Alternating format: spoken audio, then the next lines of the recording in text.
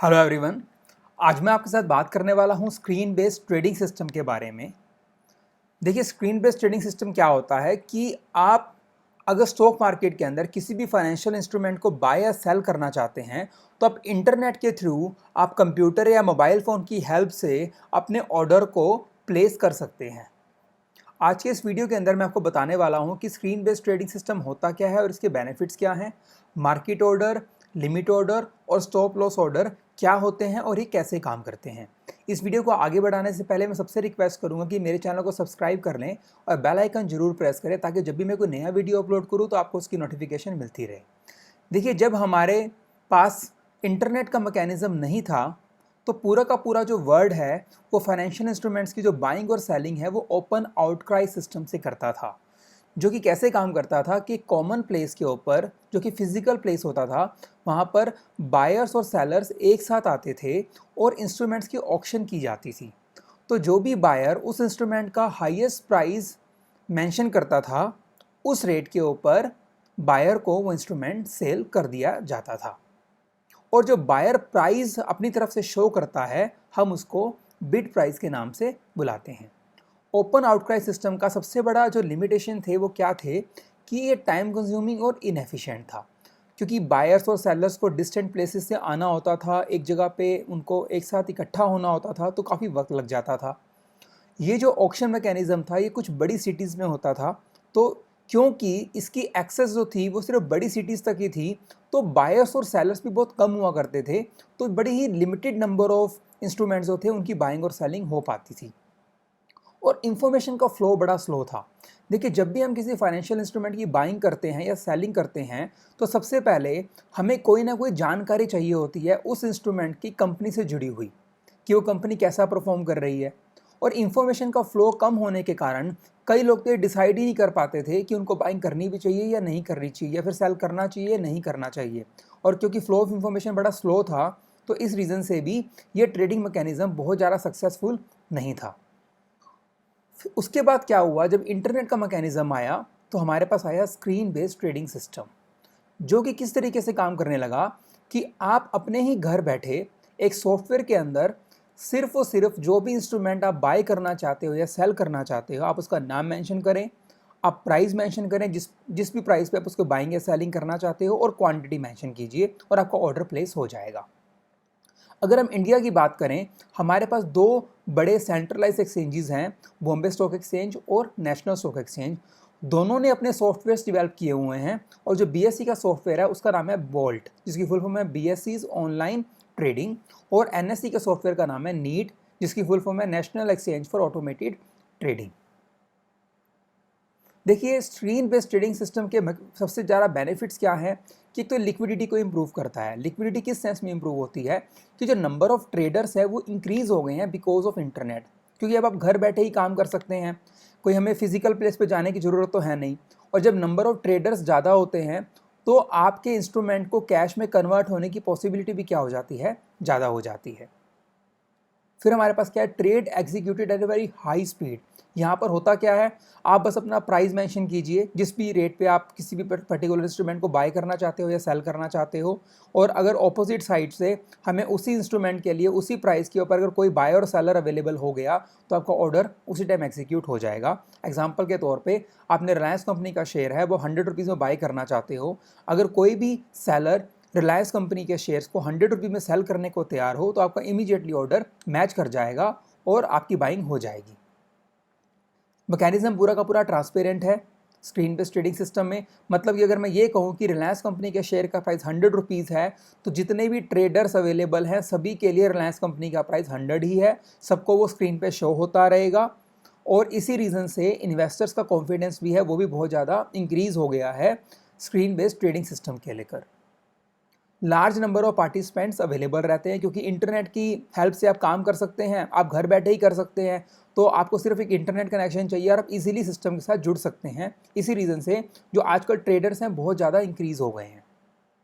Informational efficiency increase हो गई है, कोई भी कंपनी से जुड़ी इंफॉर्मेशन है वो इमीडिएटली ईमेल के थ्रू या एसएमएस के थ्रू आप तक पहुंच जाती है और आप उसी अकॉर्डिंगली अपना बाइंग और सेलिंग का डिसीजन ले सकते हैं। तो ये हमारे पास टोटल 5 मेजर बेनिफिट्स हैं स्क्रीन बेस्ड ट्रेडिंग सिस्टम के। देखिए, जब भी हम बात करते हैं स्क्रीन बेस्ड ट्रेडिंग सिस्टम की, तो आपको करना क्या होगा, आपको एक सॉफ्टवेयर के अंदर अपने ऑर्डर को मेंशन करना होगा और जैसे ही आप अपने सिस्टम में एंटर करेंगे आपका ऑर्डर सिस्टम में प्लेस हो जाएगा। अब यहाँ पे कई तरह के ऑर्डर अवेलेबल हैं, लेकिन हम जो सबसे ज़्यादा फेमस ऑर्डर्स हैं वो 3 ही हैं जिसके बारे में मैं इस वीडियो में मेंशन करने वाला हूँ। इस वीडियो के अंदर मैं जो आपको एग्जांपल्स देने वाला हूँ, मैं आपके सारे एग्जांपल नीट की हेल्प से लेके चलूँगा। नीट क्या है? नीट एनएसई का सॉफ्टवेयर है जिसकी फुल फॉर्म है national exchange for automated trading. तो मेरे पास कुछ स्नैपशॉट्स हैं सॉफ्टवेयर के जिसको मैं यूज़ करने वाला हूँ। आइए सबसे पहले बात करते हैं मार्केट ऑर्डर की। देखिए, मार्केट ऑर्डर क्या कहता है कि आप जब भी किसी भी इंस्ट्रूमेंट की बाइंग करोगे या सेलिंग करोगे तो आप प्राइस मेंशन नहीं करोगे, आप सिर्फ इंस्ट्रूमेंट का नाम मेंशन करोगे और जो भी क्वांटिटी आप बाइंग या सेल करना चाहते हो आप वो मेंशन कर दोगे, दैट्स इट। और जो भी बेस्ट अवेलेबल प्राइस होगा उस प्राइस के ऊपर आपका ऑर्डर एग्जीक्यूट हो जाएगा। बेस्ट अवेलेबल का मतलब ये है कि बायर के पॉइंट ऑफ व्यू से देखें तो आपको सबसे कम दाम पे शेयर की बाइंग करके दी जाएगी, और अगर सेलर के पॉइंट ऑफ व्यू से देखें तो सबसे ज़्यादा दाम के ऊपर आपके इंस्ट्रूमेंट को सेल करने की कोशिश की जाएगी। आइए समझते हैं कि मार्केट ऑर्डर कैसे काम करता है। हमारे पास ये सॉफ्टवेयर है, यहाँ टर्मिनल है जो कि नीट है मेरे पास।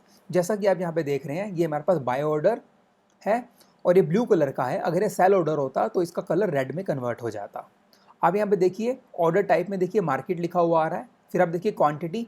जैसा आप यहाँ पे देख रहे हैं मैंने क्वांटिटी मेंशन की है 1, लेकिन मैंने प्राइस मेंशन नहीं किया। जैसे मैं आपको बता रहा था कि मार्केट ऑर्डर में आप प्राइस मेंशन नहीं करते हो। फिर हमारे पास है क्लाइंट आईडी और क्लाइंट नेम। क्लाइंट आईडी से हमारा मतलब है ट्रेडिंग अकाउंट का नंबर।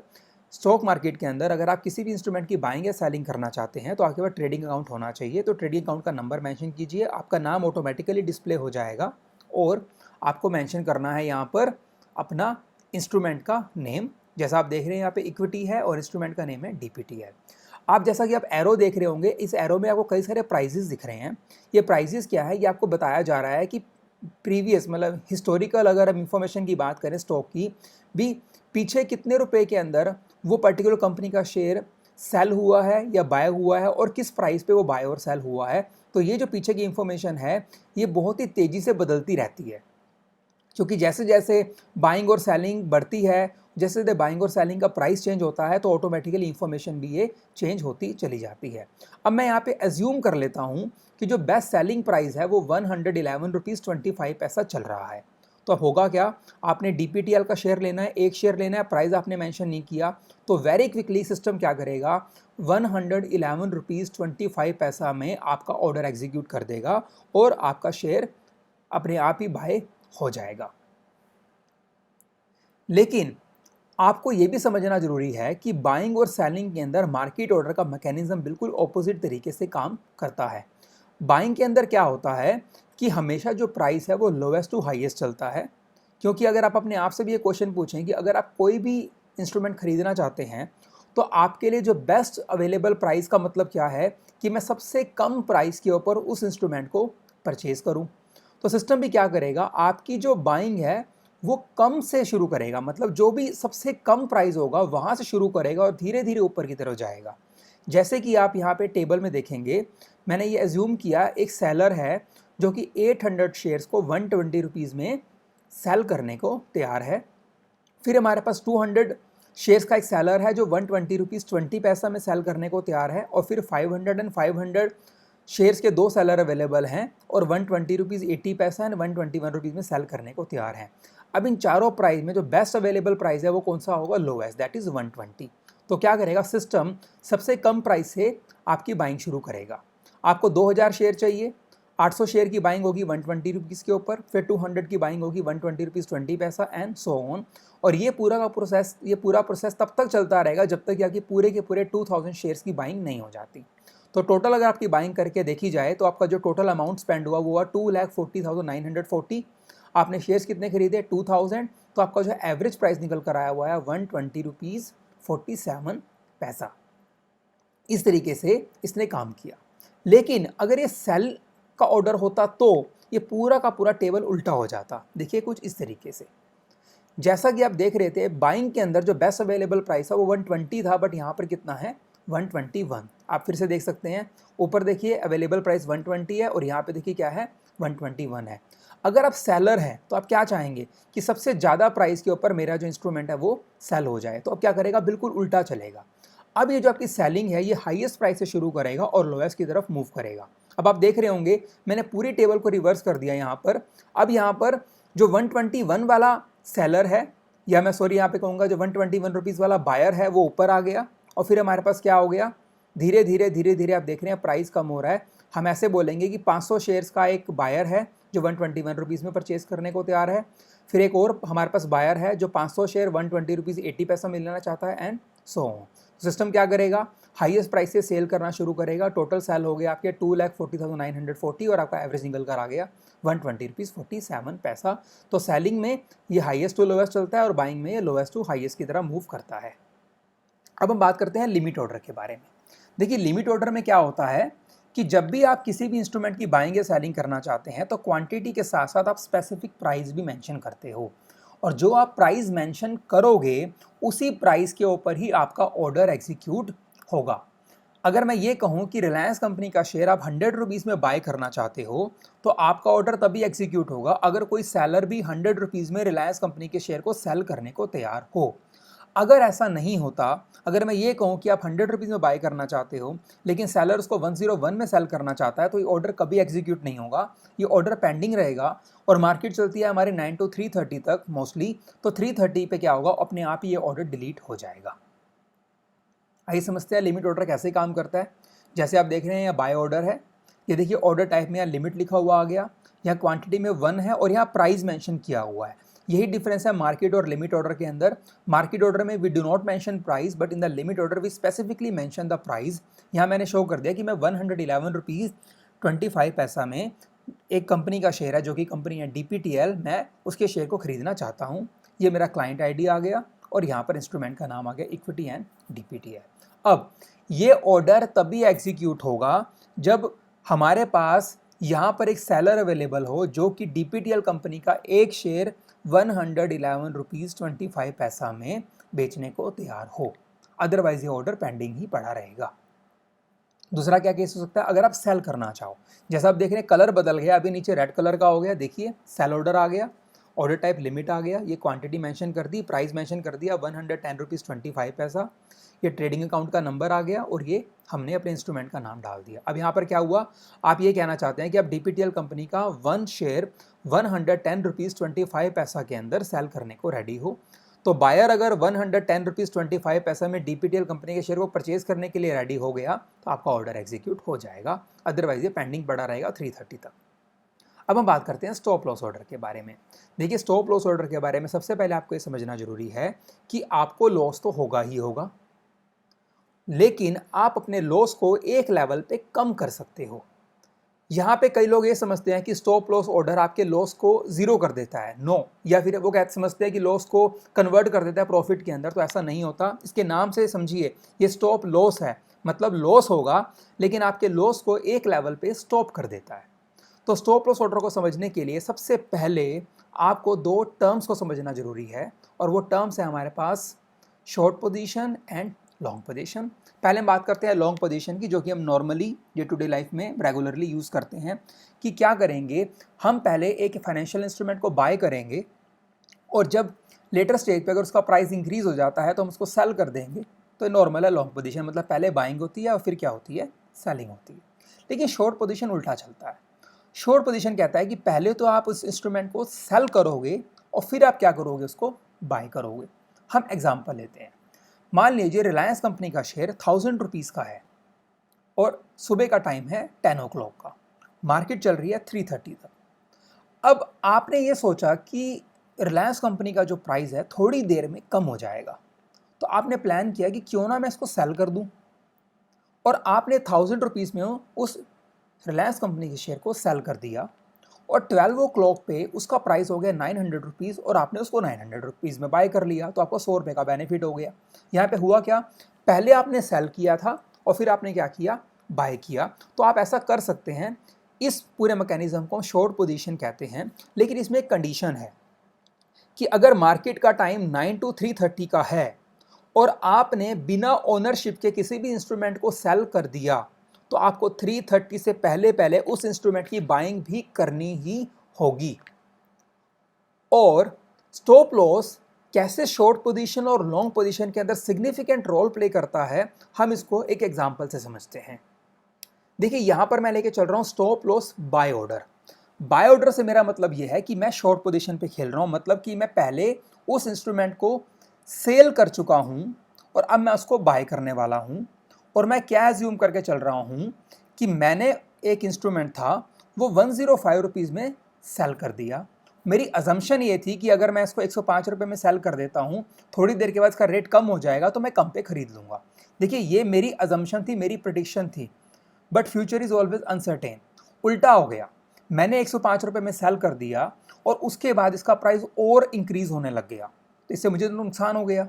नुकसान किस सेंस में हो गया, क्योंकि मैंने उसको 105 में सेल किया है और अब उसका रेट बढ़ रहा है, तो मतलब उसकी बाइंग मुझे ज़्यादा प्राइस पे करनी पड़ेगी, तो लॉस तो मुझे होगा।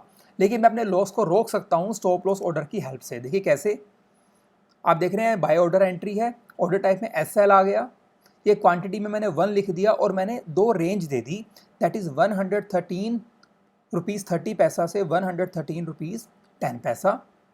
यहाँ मैंने अपना ट्रेडिंग अकाउंट का नंबर डाल दिया और इंस्ट्रूमेंट का नाम डाल दिया। यहाँ पर मैंने सिस्टम को कमांड दिया है कि अगर DPTL कंपनी का शेयर का प्राइस 113 रुपये 10 पैसे से 113 रुपये 30 पैसे के बीच में आ जाए तो आप बाइंग कर देना।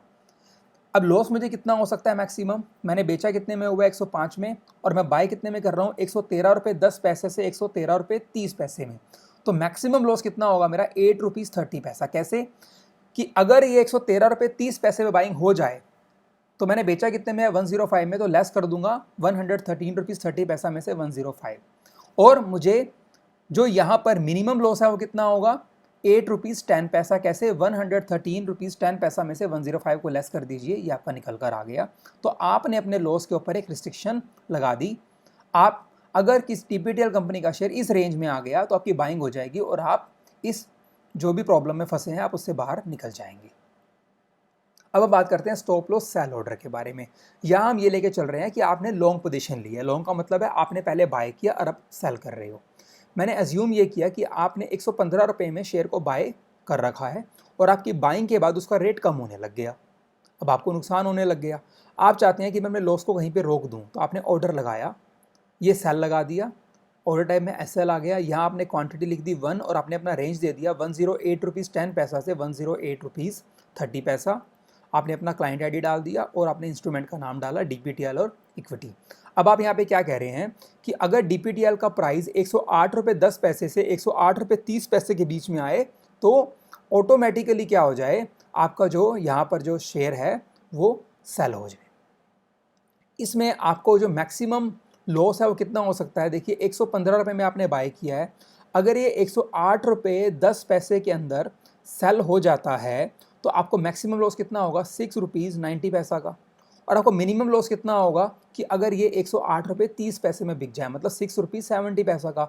मतलब जो आपके लॉस की रेंज है वो कितनी है 6 रुपीज़ 70 पैसा से 6 रुपीज़ 90 पैसा के बीच में। इस तरह से आप अपने लॉस को एक लेवल पे रोक सकते हो, लेकिन लॉस को ज़ीरो नहीं कर सकते। तो हमने अब क्या समझा कि मार्केट ऑर्डर के अंदर जो बेस्ट अवेलेबल प्राइस होता है, करंट प्राइस होता है, उस पर ऑर्डर एग्जीक्यूट होता है।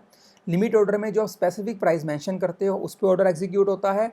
और स्टॉप लॉस ऑर्डर के अंदर क्या होता है, करंट प्राइस के ऊपर ऑर्डर तो एग्जीक्यूट होता है, लेकिन वो जो करंट प्राइस है वो कौन सा होता है, एक प्राइस रेंज के बीच में जो रेंज आप देते हैं, जो आप रेंज मेंशन करते हैं। तो यही था स्क्रीन बेस्ड ट्रेडिंग सिस्टम। अगर आपको ये वीडियो अच्छा लगा हो तो उसको लाइक एंड शेयर जरूर कीजिए और मेरे चैनल को सब्सक्राइब कर लें और बेल आइकन जरूर प्रेस करें ताकि जब भी मैं कोई नया वीडियो अपलोड करूं तो आपको उसकी नोटिफिकेशन मिलती रहे। Thank you so much for watching.